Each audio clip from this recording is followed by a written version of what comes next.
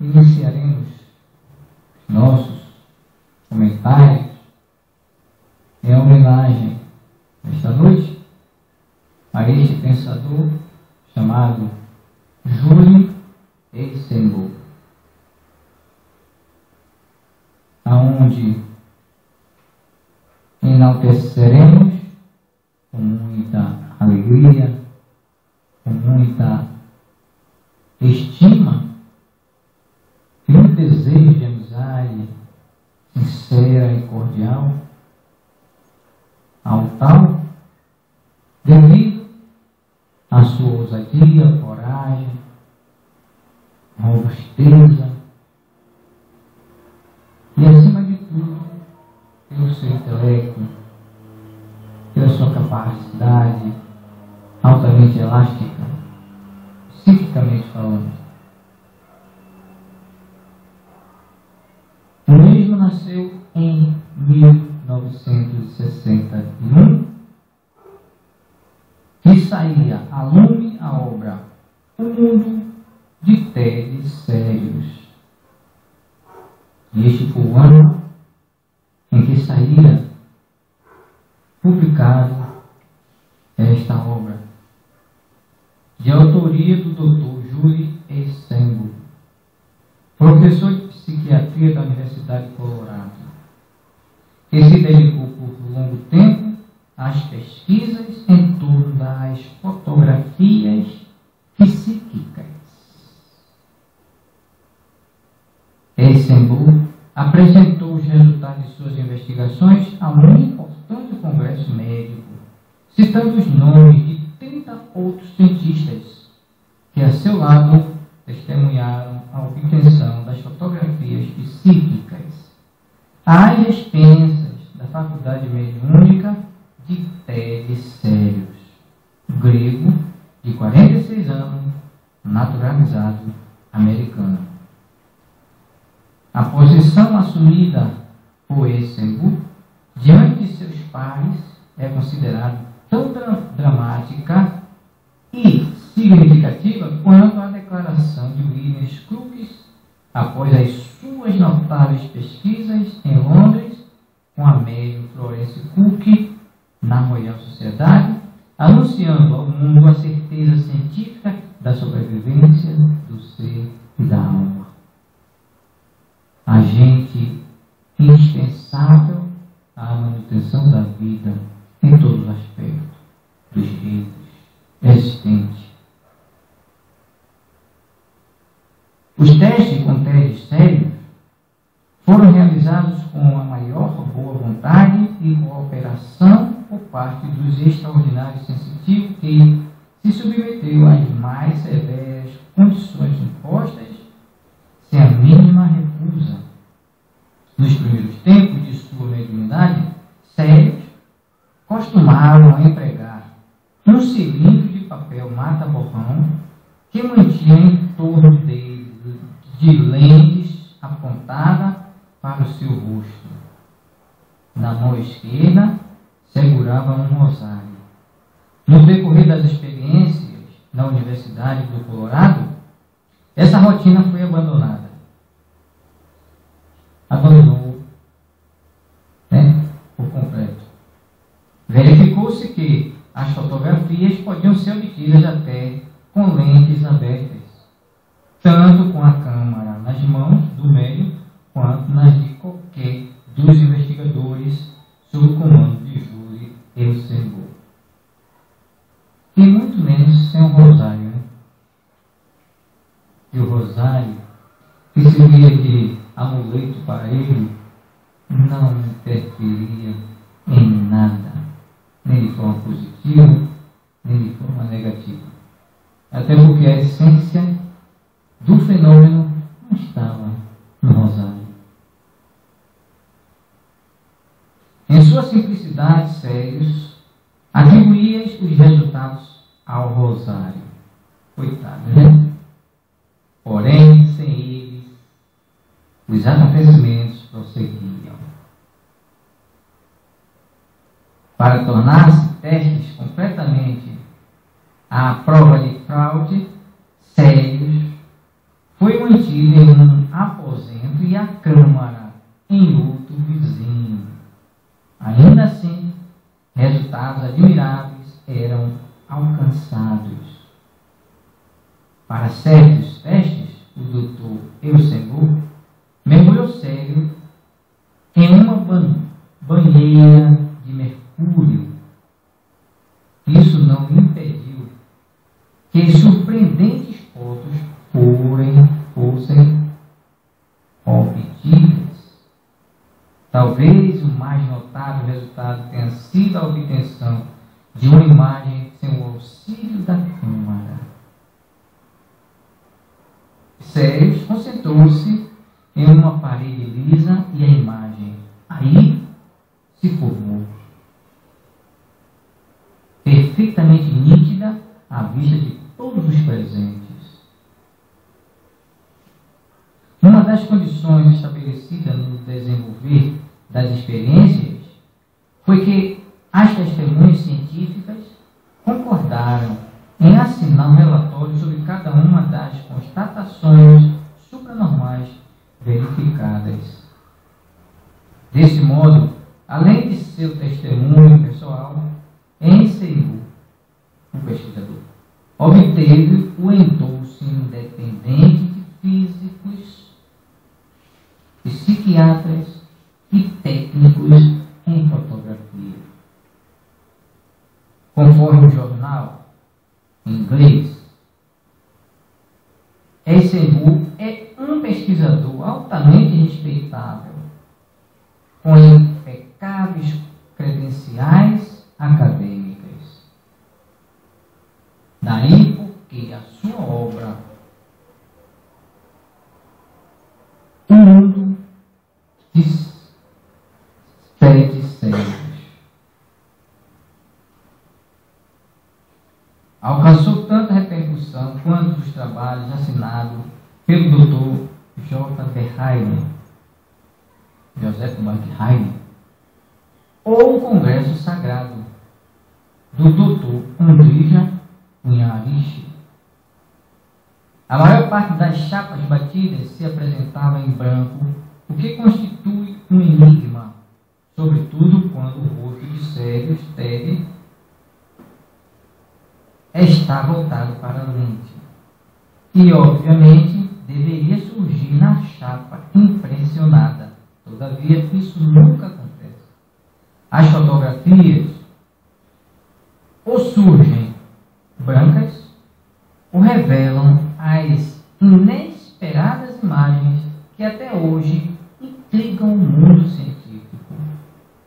Por vezes, apenas uma fotografia é obtida em uma sessão de várias horas. E uma das explicações para que o rosto do sensitivo não se mostre nas chapas é que as lentes são habitualmente focalizadas para o infinito. No caso do tipo comum de câmaras Polaroid, usada nos testes, isso pode significar que nenhum objeto à distância menor de 40 pés pode aparecer em detalhes. Esse tipo de câmera revela imediatamente as fotografias. O problema, entretanto, é que Eusenburg obteve resultados excelentes em outras condições e até mesmo empregando transparentes coloridos e filmes cinematográficos. Durante a prova, Célio fixa os olhos nas lentes e, pacientemente, espera até que seja o que veja a imagem se formando. Enquanto isso sucede, tem a impressão de que algo está sendo desenhado em sua testa. É a chamada tela mental. É nesse exato momento que a chapa é batida. Célio insiste em que a imagem formada na lente é objetiva e que pode ser vista por qualquer pessoa. A maioria das fotos mais nítidas mostra sombrios quarteirões de cidades, Uma das mais notáveis mostra a Casa Branca em ângulo que só poderia ser tomado empregando-se um helicóptero. Mas ninguém se atreveria a essa proeza. O helicóptero seria sumariamente abatido. Outras fotos mostram exteriores e interiores de antiquíssimas construções, algumas das quais não existem mais. Várias fotos revelam torres, edifícios, pontes tais como foram planejadas, mas que ainda não estão construídas ou se encontram em fase de simples construção. A angulação é habitualmente disparada ou impossível de ser obtida em condições normais. Entre as fotos de pessoas, as mais expressivas são uma do presidente dos Estados Unidos, John Kennedy, conseguida depois de sua morte, e a de um faraó egípcio, ou melhor, um faraó egípcio. George Popper escreve em: tinham-se batidas 5 chapas, sem resultados sérios, pediu-nos desculpas com humildade. Mas na sexta, técnico fotográfico teve uma exclamação. Conseguimos. O resultado era uma brilhante pirâmide ou panorâmica de uma grande cidade, tal como se tivesse tido batido de um ponto alto. Arranha-céus. Uma rodovia de objetos meio apagados, que poderiam ser carros. Nos dias que se seguiram, tentamos identificar o local. Por fim, descobrimos. Era uma parte da cidade de Dallas, no Texas, com a diferença de que na foto havia 3 prédios ao fundo e em Dallas existem apenas 2. O terceiro está ainda em construção. Todos esses fenômenos tiveram lugar a partir de 1954. Ted Series, na época, com 50 anos, já havia produzido 100 quadros mentais. Quando Eisenberg o descobriu e o convenceu a abandonar por algum tempo sua profissão, que era carroceiro, e submeter-se a longas e exaustivas investigações nos laboratórios da Universidade do Colorado, dando científico testemunho de que o ser humano é ainda um ser desconhecido e que possui enigmas, faculdades psíquicas. Frank Barlow, especialista em eletrônica, foi chamado a fim de verificar se nenhum truque estava sendo empregado por Series. O médium não tinha acesso aos filmes, câmaras ou ao equipamento do laboratório. Suas roupas eram historiadas e, por fim, passava a vestir apenas um roupão especialmente feito, sem nenhum metal ou algo que pudesse afetar os filmes. Pelas páginas do jornal, escreveu Sundari. Series jamais exigiu pagamento, mesmo apesar do tempo gasto. É tão cooperativo e aparentemente tão ansioso quanto nós mesmos por conhecer o segredo de sua surpreendente e estranha faculdade. Ao final de tantas e demoradas pesquisas, Julie Eisenberg pôs de lado qualquer possibilidade de telepatia ou transferência de imagem mental, uma vez que suas tentativas nesse sentido resultaram absolutamente inúteis. As experiências com Ted mais notáveis já realizadas desde os primórdios das pesquisas psíquicas. Ainda não se tem uma explicação exata de como isto funciona, mas hipóteses já foram aventadas, uma vez que esses fotógrafos mentais usam a força psíquica para manipular as partículas químicas ou filme. Outra afirma que são criadas imagens invisíveis que a câmara registra. Só não diz quem é o autor dessas imagens invisíveis, né? Algumas vezes, porém, é o papel que, sensibilizado, impressiona-se diretamente. Parece que o papel tem inteligência, né? Essas manifestações obtidas, a revelia da máquina fotográfica, foram designadas na América pela palavra psicografia. Mas, segundo observa o professor Ernesto Bozano, esse vocábulo já se empregava nos fenômenos de escrita mediúnica. Admitiu-se, posteriormente, a palavra escotografia, impressão na obscuridade ou antinomia de fotografia propriamente dita, que é impressão luminosa. Trata-se de uma impressão proposta pela pesquisadora Felícia, que se tornou célebre por experiências dessa natureza. A propósito de escotografias, como de fotografias do pensamento, convém notar, esclarece Bozano, que os resultados obtidos quando o experimentador se propõe a realizá-las e concentra o pensamento em dada imagem, limitam-se às coisas muito simples, tais como esferas, triângulos, garrafas, bengalas, sem atingir jamais imagens complexas, a exemplo de um rosto ou de uma forma humana. Os melhores resultados com a reprodução de fisionomias e de indivíduos foram obtidos fortuitamente, isto é, quando não havia propósito de fotografar uma forma de pensamento, ou seja, uma escotografia.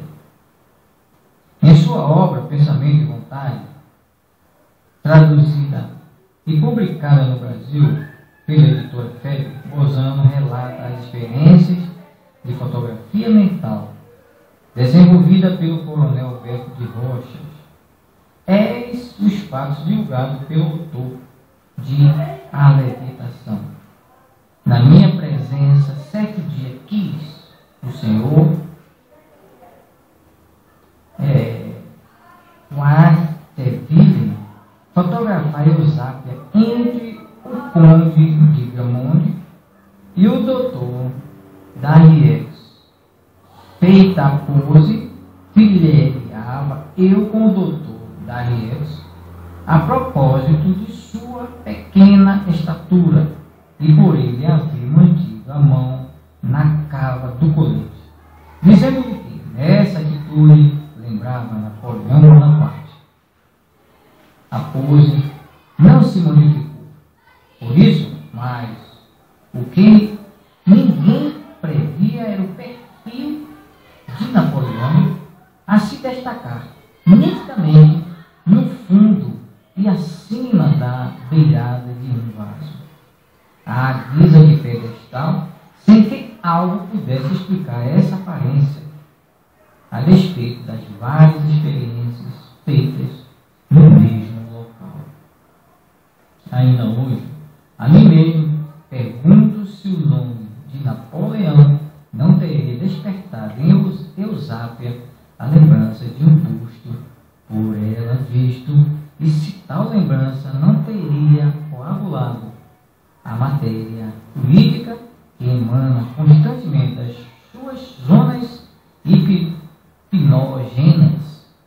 O coronel de Rochas, ao caso Supra, explicou o fenômeno como se a matéria fluídica emitida pela médium se tivesse condensado em torno da imagem mental aflorada involuntariamente na mente de Eusápia Paladino, concretizando desse modo a fotografia mental. Mais expressivas e contundentes foram as experiências da pesquisadora Felícia, que por 40 anos realizou pesquisas nas áreas da radiografia, da fotografia transcendental e da esfotografia. Ela teve a ocasião de participar de memoráveis e históricos experimentos com o comandante da JET, com o Dr. Baraduc, com Guillaume de Fontenay e com o arcedíaco Jonas Kohler, ardente investigador psíquico inglês, desencarnado em 1912. Durante uma conferência realizada na sede da Aliança Espiritualista de Londres, no dia 3 de fevereiro de 1921, Felícia relatou os trâmites das experiências realizadas com Thomas Kohler, concernentes ao perturbador fenômeno da fotografia do pensamento. Kohler contrariava-se frequentemente com o fato de, nas fotografias transcendentais, a cabeça do espírito ficar sempre envolta em uma nuvenzinha circular, em forma de auréola. Ora, um dia ele tirou uma fotografia em companhia de um amigo. Porém, esta feita, por motivos inteiramente alheios às pesquisas que então desenvolvia, ao ser revelada a chapa, qual não foi sua surpresa ao verificar que sua própria cabeça estava envolta em pequena nuvem semelhante a um halo. Observando essa fotografia, Felícia perguntou a Kohler em que pessoa houvera pensado no momento da busca. Ele citou que, instante e longo confessou que realmente estava preocupado com a situação de um outro amigo que, naquela ocasião, estaria passando por uma crise moral. Exatamente naquele momento, lembrava-se de fazer uma oração íntima em favor do amigo. Será que isso foi suficiente para a chapa fotografar a imagem? Uma imagem dessa natureza? Ah, se fosse assim, quantas fotos a gente tiraria de quem não gostaria que nos revelasse suas fotos? Né? Baixar, fazer um trabalho desse, preparar um aparato dessa natureza, né? Pensar na figura que a gente queria ter em nossa mão e a chave da pessoa saía lá. A imagem da pessoa saía. Muito simplório para explicar o que a gente não conhece, né? Muita fraseologia, muitas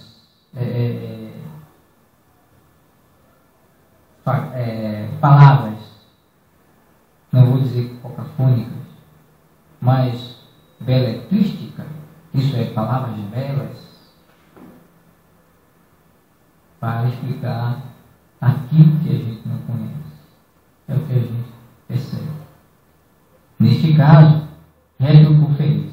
Espero que, doravante, não se aborreçam com o aparecimento das auréolas espíritas, reconhecendo-lhes o extraordinário valor técnico na fotografia. Os casos de fotografia transcendentais não dão por um processo misterioso, ainda não desvendado, que atua diretamente sobre a chave, nelas imprimindo formas que podem ser de origem espiritual, imagem de espírito desencarnado, ou de origem anímica, formas de pensamento. Para concluir, o que eu gostaria de saber? Que por mais que queiramos darmos explicações de cunho altamente científico e filosófico, jamais chegaremos ou chegamos à conclusão final da verdadeira essência, origem desses fenômenos. É sinal de que existe muito mais mistérios ocultos além do que supõe a nossa vã filosofia. E isso é uma verdade. O homem ainda é um verdadeiro desconhecedor de si próprio. Existem inúmeras faculdades espetaculares que nós ainda ignoramos. Acredito que seja para o nosso próprio bem. Porque, engenhoso, construtores que somos para o mal, se tivéssemos condição de explorar todos os recursos que somos capacitados,